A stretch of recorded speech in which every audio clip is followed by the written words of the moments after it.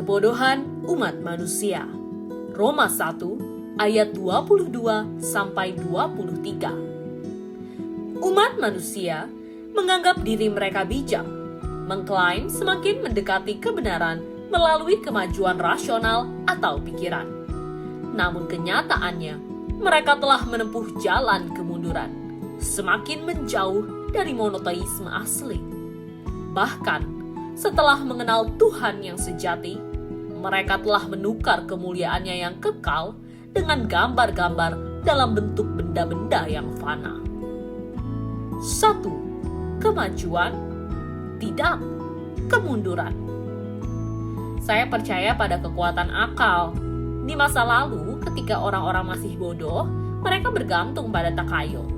Tetapi, ketika mereka keluar dari kebodohan itu, mereka mengubah kepercayaan tersebut menjadi agama-agama sistematis, dan hal-hal yang lebih dekat dengan kebenaran bertahan sebagai agama yang tinggi.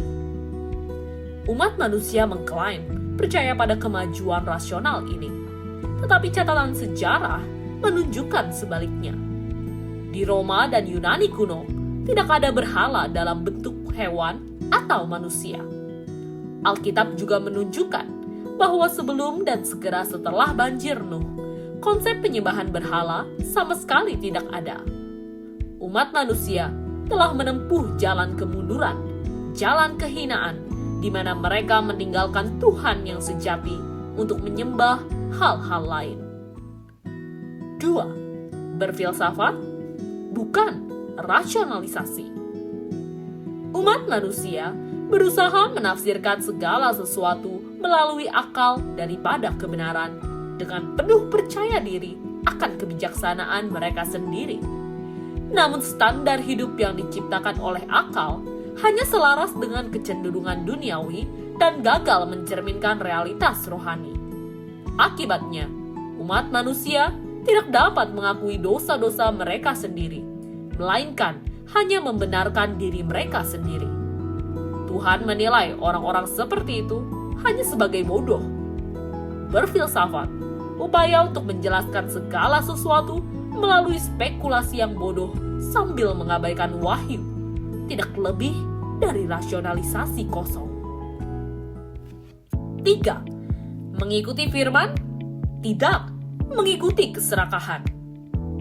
Kita mengaku hidup menurut firman Tuhan, tetapi bukankah sebenarnya kita lebih mempercayai akal sehat?